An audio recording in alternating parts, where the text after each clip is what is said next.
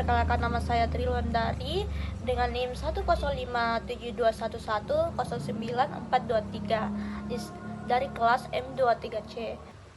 Di sini saya akan menjelaskan tentang studi keuangan bisnis. Apa sih itu studi keuangan bisnis? Jadi, studi keuangan bisnis adalah sebuah kegiatan di mana kita menilai atau mengidentifikasi sebuah bisnis, apakah bisnis tersebut bisa dijalankan, layak dijalankan atau tidak. Selanjutnya itu tahap-tahap penentuan studi keuangan bisnis. Yang pertama itu tahap penentuan ide. Nah, di sini kita menentukan sebuah ide sesuai dengan kebutuhan dan keinginan konsumen atau pasar. Selanjutnya itu tahap penelitian. Nah, pada tahap penelitian ini kita mengumpulkan data dan melakukan uji coba. Selanjutnya itu tahap evaluasi. Nah, pada tahap evaluasi ini kita menilai pada tahap sebelumnya itu sudah bagus atau ada yang perlu diperbaiki. Tahap keempat itu tahap pengurutan. Nah, kita mengurutkan sesuai dengan skala prioritas. Dan yang selanjutnya, yang kelima itu tahap perencanaan. Pada tahap ini kita merencanakan atau telah menentukan berapa sih dana yang dibutuhkan, berapa tenaga kerja yang dibutuhkan, bagaimana manajemennya dan bagaimana operasionalnya.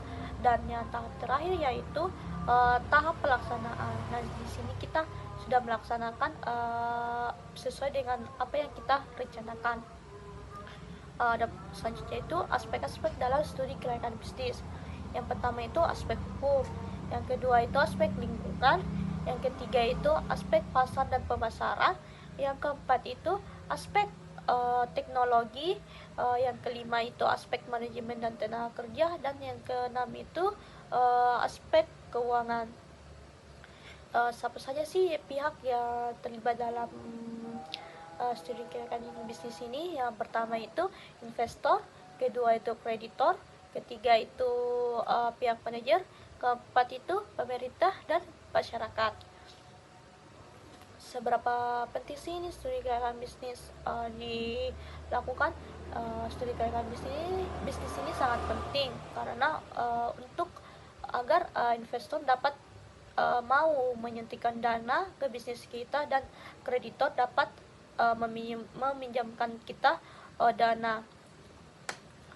Selanjutnya itu kenapa kita perlu melakukan studi keuangan bisnis ini? Nah, kita perlu melakukan studi keuangan bisnis ini agar bisnis itu berjalan dengan baik dan atau mengurangi risiko yang ada. Selanjutnya itu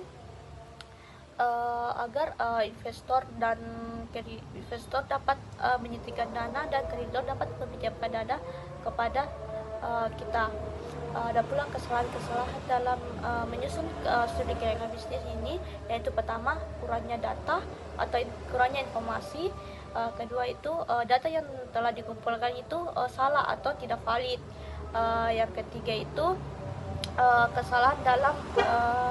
kesalahan saat menjalankannya. Yang keempat itu perubahan lingkungan yang tiba-tiba. Selanjutnya saya akan menjelaskan tentang merintis usaha baru. Apa sih itu merintis usaha baru?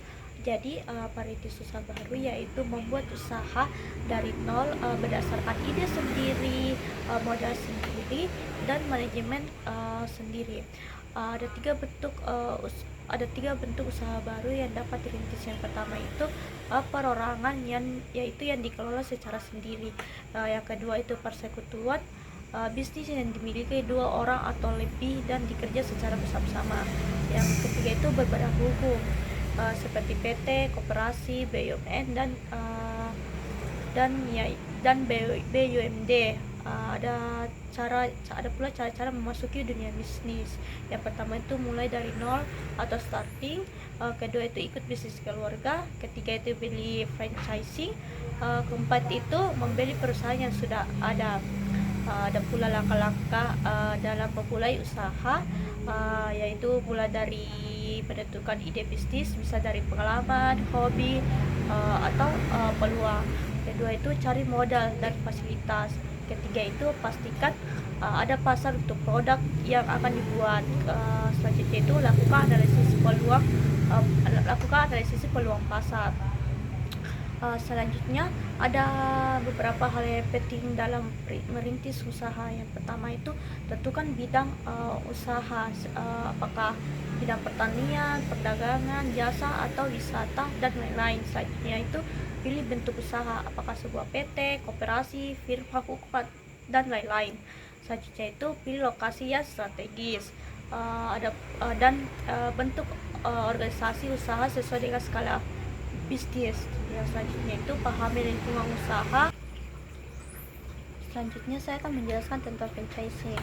Franchising adalah kita membeli suatu paket bisnis dengan harga tertentu. Sebagai gantinya, pihak penjual paket bisnis ini akan memberikan lisensi untuk menggunakan mereknya, reservasinya, sistem manajemen mereka, peralatan serta bahan baku untuk usaha awal. Selanjutnya itu ada pula bentuk-bentuk dari franchise ini. Yang pertama itu produk franchise. Model franchise ini kita hanya dapat membeli bahan baku dan peralatannya dari pihak penjual. Kita tidak diberikan izin untuk membeli bahan baku dari pihak lain. Contohnya itu seperti toko ban yang hanya jual ban merek tertentu. Kedua itu manufacturing franchise.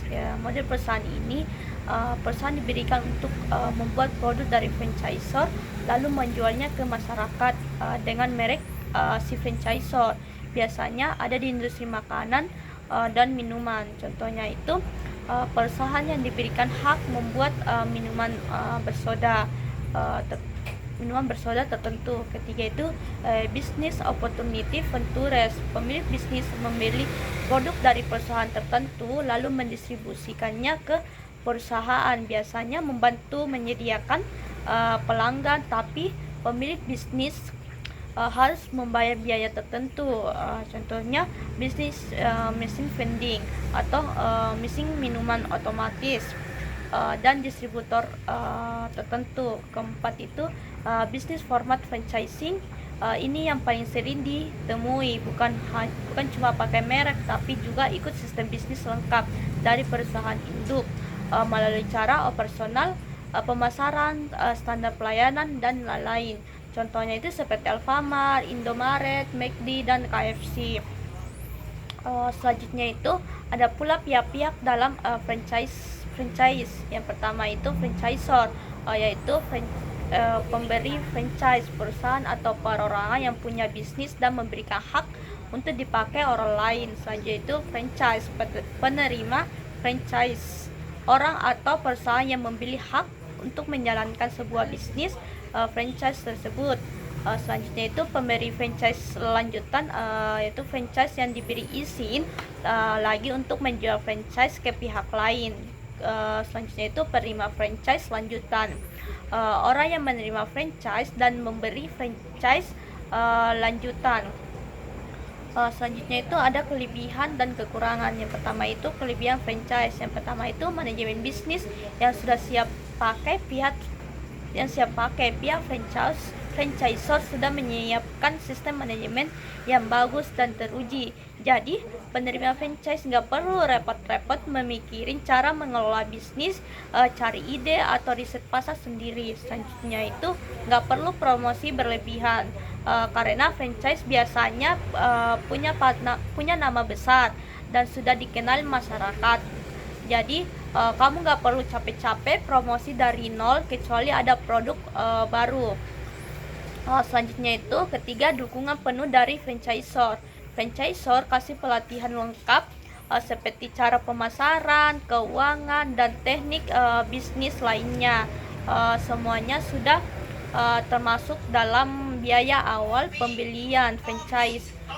Selanjutnya itu keempat, cepat balik modal dan menguntungkan karena nggak perlu keluar biaya tambahan untuk marketing, dan sudah ada sistem keuntungan finansial biasanya lebih besar dan modal cepat kembali. Yang kelima itu sistem keuangan sudah teratur, sistem pengelolaan keuangan sudah siap.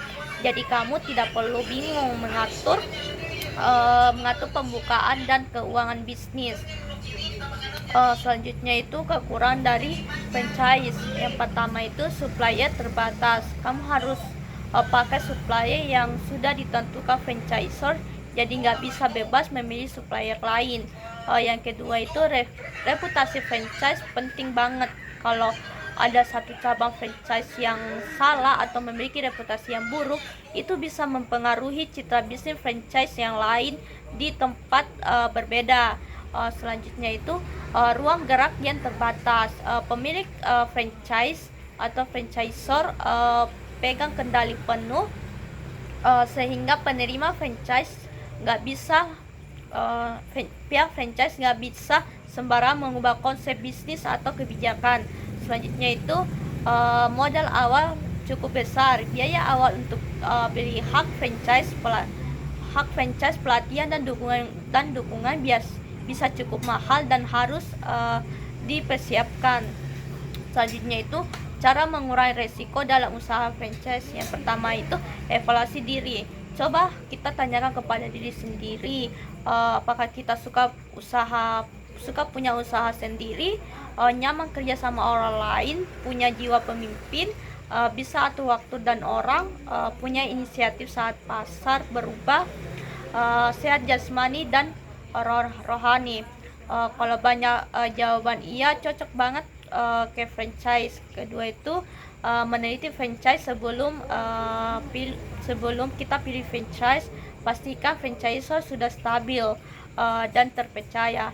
Cek kondisi keuangan franchisor, jumlah franchise dan tingkat keberhasilannya.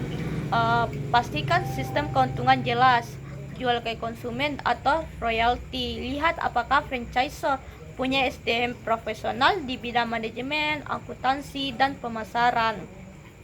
Saya akan menjelaskan tentang memahami aspek-aspek manajemen bisnis. Apa sih itu manajemen? Jadi manajemen adalah proses kerjasama antar karyawan untuk mencapai tujuan organisasi sesuai dengan pelaksanaan fungsi-fungsi manajemen, yaitu perencanaan, pengorganisasian, personalia, pengarahan, kepemimpinan, dan pengawasan. Selanjutnya itu ada pula fungsi manajemen, yaitu pertama itu perencanaan atau planning. Di sini kita menentukan tujuan strategi, langkah kerja.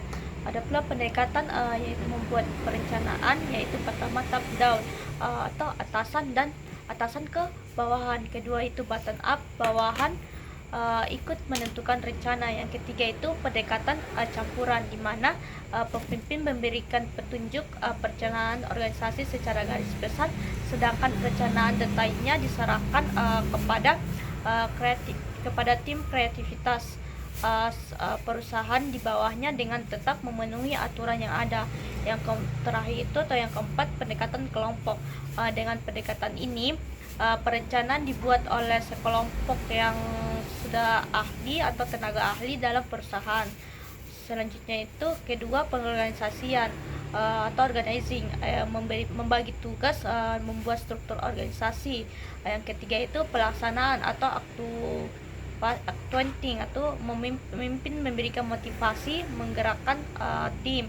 Keempat itu pengawasan atau controlling, mengecek apakah pekerjaan sesuai dengan rencana atau tidak. Selanjutnya itu ada pula level-level manajemen. Yang pertama manajer puncak, kedua itu manajer penengah, ketiga itu manajer lini atau pertama, keempat itu manajemen proyek, yang kelima itu manajemen SDM. Sekian dari saya, itulah penjelasan materi bab 1 sampai 4. Kurang lebihnya mohon dimaafkan. Wassalamualaikum warahmatullahi wabarakatuh.